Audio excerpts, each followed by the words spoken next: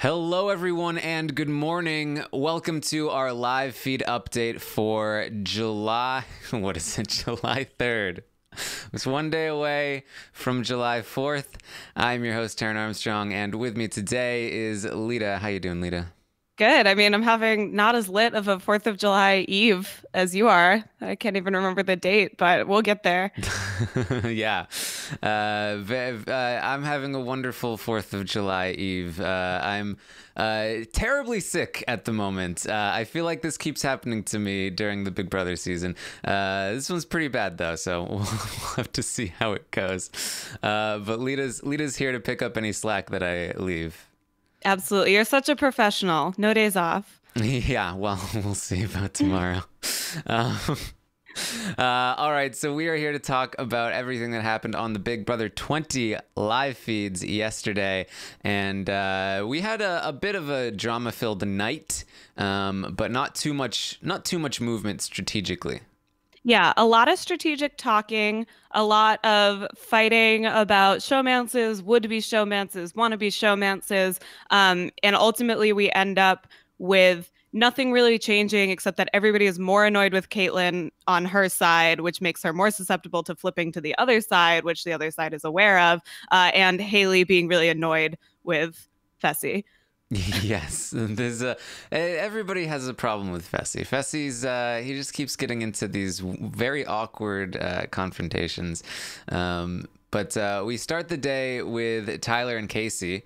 Tyler wants to, because Tyler, and we talked about this on a previous recap, that Swaggy and Fessy had approached Winston and Brett about this bro alliance, and Winston and Brett ended up telling the level 6 alliance about this. Which is good because Tyler also heard about it from Swaggy and Fessy, and Tyler wants to make sure that it doesn't go anywhere, that this is not going to get rekindled anytime soon.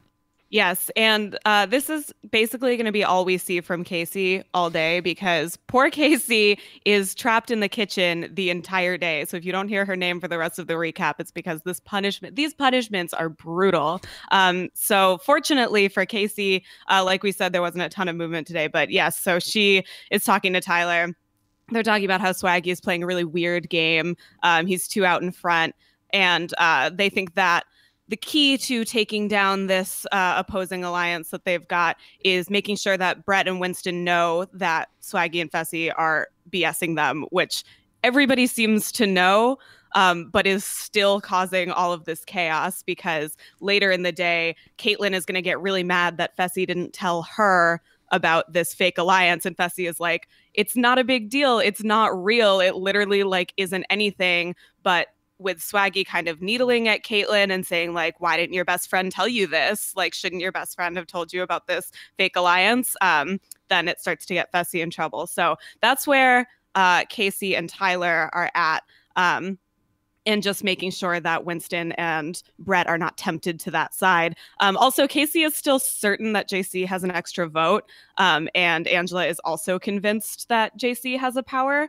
So just something to keep our eyes on as we're moving forward, that two people are like fully convinced that JC has something up his sleeve, which could keep JC safe for a little while. Which is also important because as they start to think, well, what if he doesn't? They're starting to get scared about this vote, this 6-7 vote, and Tyler's going to have to really be on top of them to make sure that they continue to vote to keep Sam in the house, knowing that she is going to stay regardless, but also wanting to actually save her. Yeah, Tyler is in such a tough spot because he has to be the person that when people are like, do we like need to keep Sam though? He's like, yes, but I can't tell you why. Yeah. And it's a good idea to make sure that because if Swaggy and Fessy ended up getting together with Winston and Brett for whatever reason, that would be disastrous to Tyler's whole position. He's benefiting a lot from their feud, so good on him to make sure that doesn't change. Sam and Scotty are also going to have a conversation. Sam just telling Scotty, like, oh, you're one of my favorites. You hung out with me when I was a robot when nobody else would. You're the best, Scotty. I trust you more than any of the other guys in this house. He's so cute. But this is Sam's only strategic play, is just telling people how much she loves them. Yeah, and then speaking of people being paranoid, Brett tells Casey that he and Winston think that there's a double eviction this week. That's what they think is going on. So just something to look for as we approach Thursday, that Brett might be operating under that assumption. It's And high contrast with Big Brother Canada 6 when they basically knew every single time there was going to be a double and a triple, to this season when they're completely wrong. Nobody would ever suspect it. Yeah, because they'll never do it. yeah, exactly. It's just coming from the fact that like nobody's been evicted yet. So it has to be a double. Like it could happen at any time of the season and still work out to be the right number of weeks. Anyway, the drama with all of this, Haley, Fessy, Kaitlyn stuff starts this day because Swaggy is talking to Haley and says that Kaitlyn is jealous of her and Fessy, and apparently Kaitlyn made a comment about it.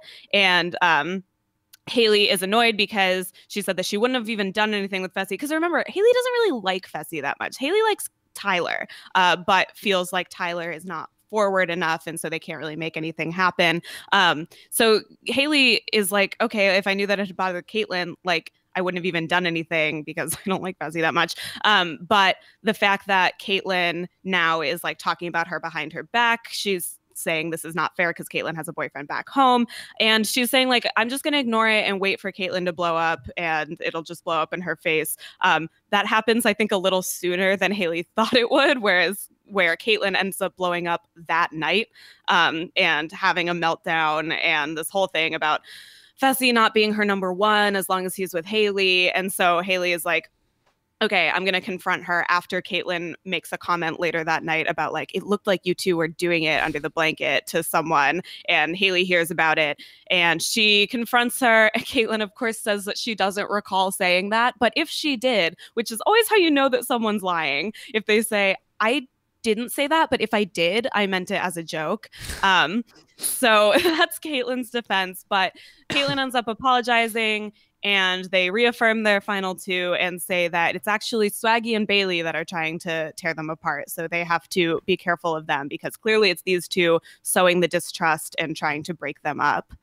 Yeah, this is a whole chain of events that, as you mentioned, started with that whole, Fessy and Haley under the blankets. Looks like they're having sex under there. It didn't. That was what Kaitlyn right. said. Yeah, and then denied saying it, and then had multiple conversations with Fessy about like, no, it doesn't bother me.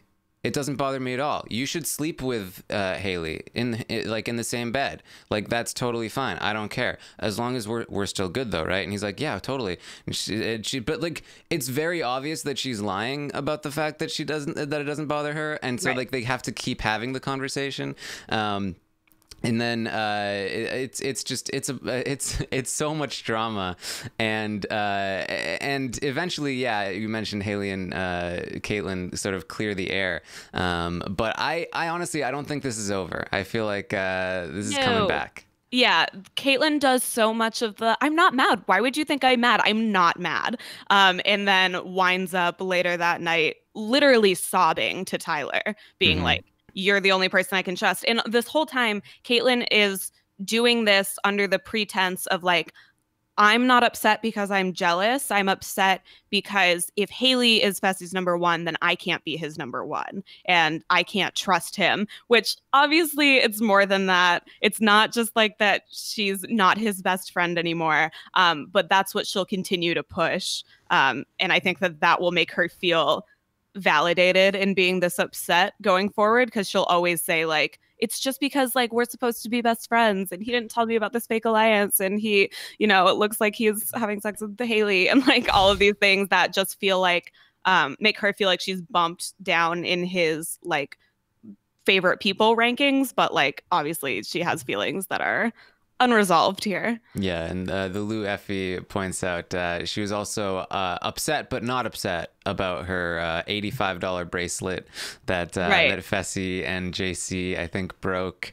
And there's just a lot of drama happening around Kaitlyn. It's a tough week for her.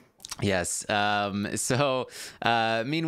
Rockstar and Bailey are going to be talking about just like how they feel about people. They don't like Winston. They want him gone. But they do like Brett and Rachel. And they feel like if Winston wasn't there, then Brett and Rachel would be kind of cool. And in particular, Rachel, they feel like would be kind of cool without Winston there. So that's important to note, the relationships with the people who are on opposite sides, because those can come into play later on. Yeah, and Rockstar says that she's willing to take a swing at Winston and Brett if she were HOH, because she thinks that one of the roadblocks is just people being too scared to take that shot. Especially because Rockstar seems a little annoyed still that Sam is going home. She feels like Sam would have been with them. So she is ready for a shakeup. But they confirm it's good to keep Steve because they automatically have Scotty. That's like the whole reasoning behind all of this. And they don't think that anyone will go to the other side. Yeah, the conversation Sam had with them the previous day that we had talked about, where she was bonding with them, really stuck with Rockstar in particular. And she feels like she would love to keep Sam. The only issue is that Scotty would be mad at them if they voted Steve out. So that's why they are sticking with the plan.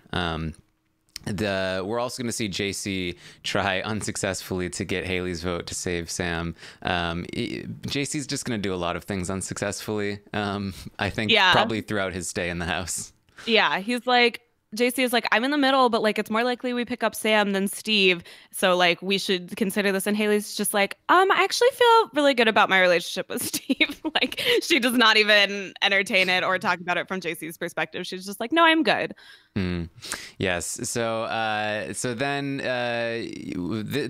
the whole under the covers thing starts. Then we get which will continue to go throughout the day, and we'll touch on it as it comes. Rachel and Winston, and this is when Rachel and Winston start to feel like, okay. And Winston in particular has always felt this way. He doesn't want a 6-7 vote. He doesn't want it to be obvious. He wants to, if the votes are going to fall a certain way, he wants to keep his relationship with Steve as good as possible. So he wants to be able to vote for Steve if Steve is going to stay. And so they're kind of concerned, like, what if JC doesn't have this power? He doesn't seem as confident anymore. If he doesn't have this power and Sam leaves and we vote, like, that's not good. Maybe we shouldn't do the 6-7 vote. And Tyler's going to have to kind of push them forward in that direction again later on. Yeah, there's so much of Tyler just being like, no. Like, we're good. We got to keep Sam. Yeah, and Tyler and JC talk about flipping Caitlyn because she's been freaking out all day. They definitely correctly identify her as the most vulnerable person. Yeah. And then Brett comes to JC and Tyler to talk about how no one is acknowledging this relationship between Swaggy and Bailey. And JC is like, yeah, all the girls are Swaggy's minions, but let's just let him stay cocky and keep himself the target, which I feel like, is it true that no one is acknowledging the relationship between Swaggy and Bailey? I feel like everybody knows about that. They just like don't really care. It's not really relevant right now. Well, he gave his alliance orders to not acknowledge it and to say, what? They're just brother and sister. Yeah. The real thing we need to be worried about is Angela's show, man. Yeah. Everybody keeps deflecting to that.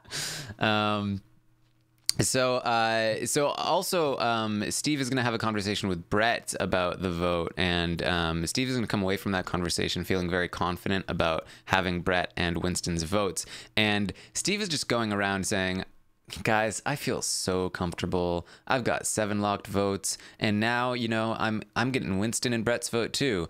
And he's telling this to Rockstar and Haley, and I think his thought is like, so, even if you were thinking, like, I'm set. Like, even if you guys flipped, I'd be set. Like, I'm totally good. But the end result of this is that Rockstar and Haley are like, wait a minute, we don't want the bros to vote for Steve. We want Steve to be mad at the bros. If they're doing that and solidifying their relationship with Steve, that's no good. Maybe we should flip our votes and pin it on the bros. And then, oh man, that would be pretty good. We feel pretty good about this plan. That would backfire pretty heavily. Yes, but they have to be 100% sure that Winston and Brett are voting for Steve. So far, the only information that they have about that is Steve being really confident, which just based on what Brett and Winston are telling him. So I feel like Rockstar and Haley are smart enough that they will be able to suss this out by Thursday. I think that they think that this would be like I think it's too cute, honestly. But I Far think too that, cute. yeah, I think that they will be able to suss it out, and know that it's not actually going to be 9 to or 10-3, as Steve says eventually. Like, Steve is getting more confident as the day goes on, and eventually he's telling them it's going to be 10-3. Hmm. Um, so I think that they'll be able to figure that out, and they can only do it if they are 100% sure that Brett and Winston are voting to keep Steve, which I don't think that they'll ever feel 100% sure of that. Yeah, Annie in the chat says, "I feel like if Tyler can get a handle on this info, I feel like he did. He caught a whiff of it. I think. I think they started to catch on because Angie and Rockstar and Haley were asking about like what are the votes. We need to know what the votes are looking like. So if Tyler catches on that this is a potential plan, I could totally see him facilitating this sort of like crazy they vote this way thinking that they're going to pin it on the guys, and then turns out that they accidentally vote out Steve. That'd be pretty crazy. Yeah, be exciting, more exciting than 7-6, Yeah. what we're looking at right now. So then we have this talk show happens. They're having a show, the Faute people, and in the show, Caitlin asks Swaggy, "Who do you want to leave next?" And Swaggy says, "I want Winston gone, and you know why? It's because to my I keep hearing him saying my name. He's talking trash about me, but then to my face, he's all about like, what's up with our deal?" And Caitlin's like, "What deal?" What deal? And then she's like, when he tries to kind of like skirt around it, she's like, "You're clearly avoiding the question. Like, this must be a real deal, or like you wouldn't be lying about it." And so she starts kind of coming at him. He comes back at her and is really annoyed. And then she says that he can't yell at her because she's a 12-year-old girl in a 24-year-old body, which, sure. How did Swaggy not know that? It's not okay to yell at Caitlin because obviously she's a 12-year-old girl who's a life coach.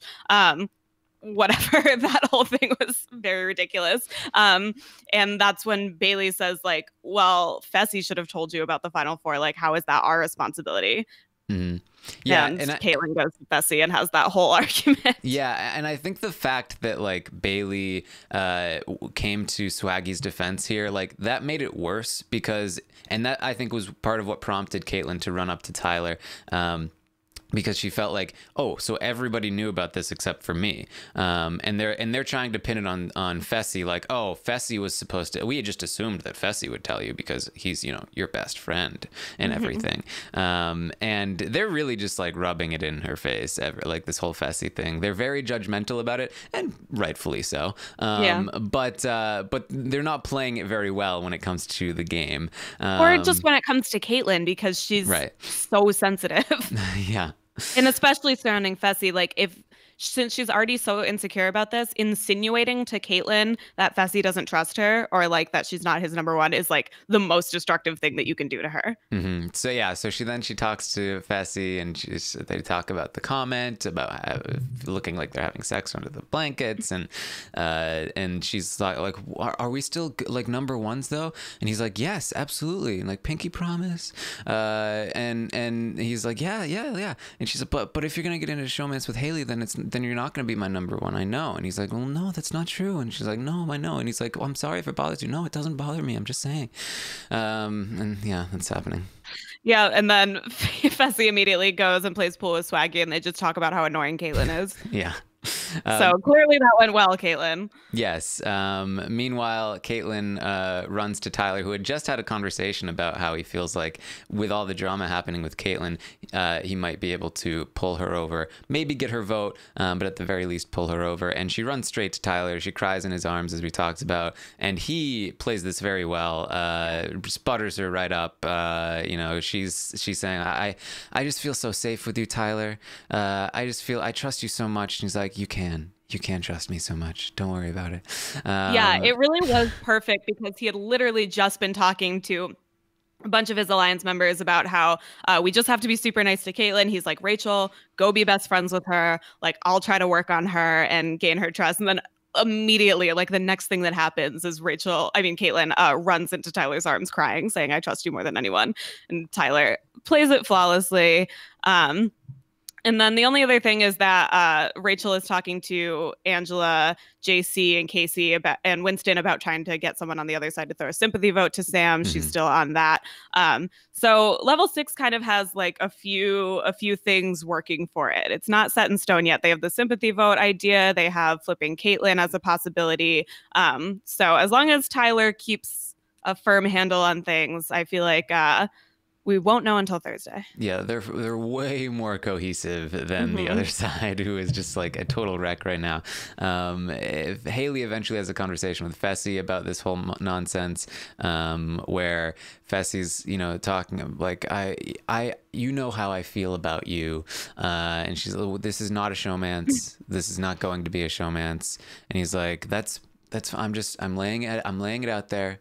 And like, can we sleep together in the bed? She's like, no. He's like, but maybe.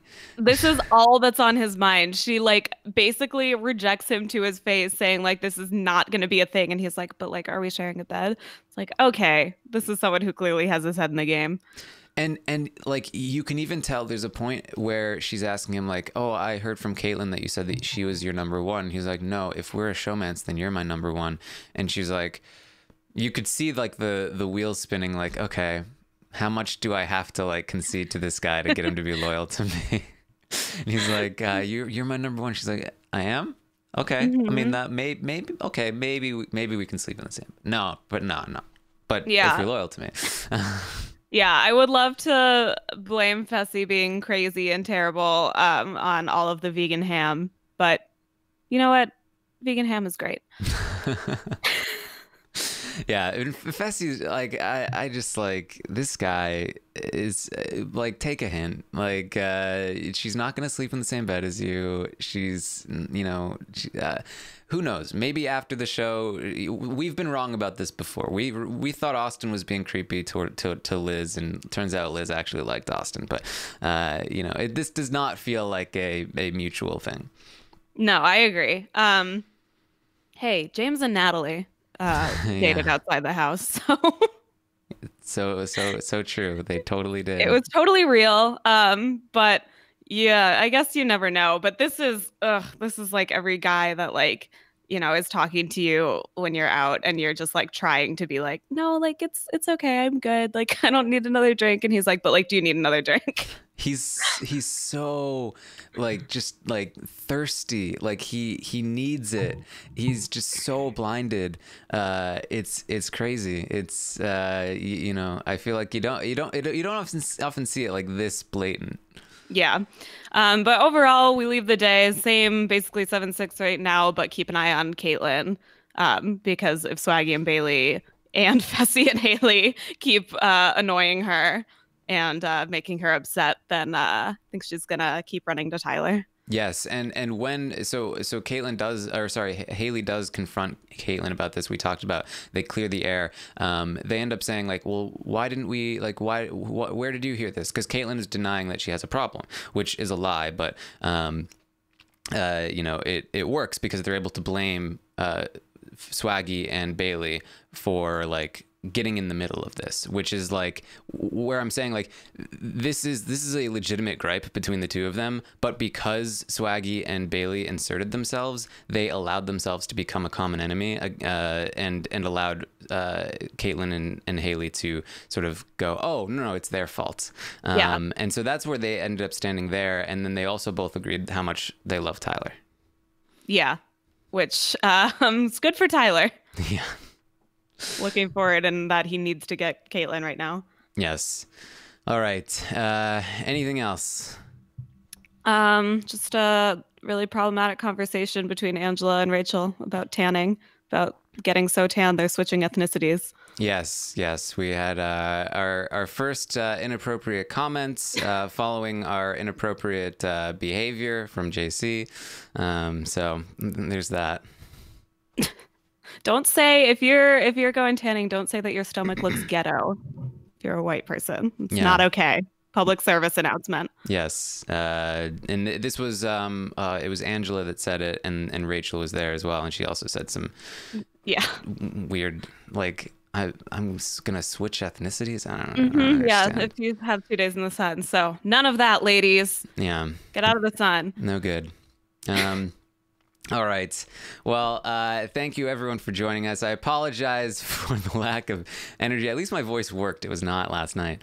Good. Yeah, thank you.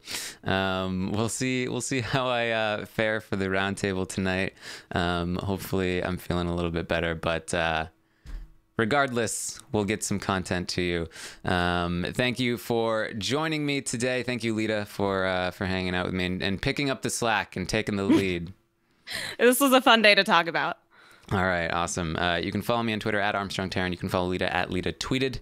And I will see you next time.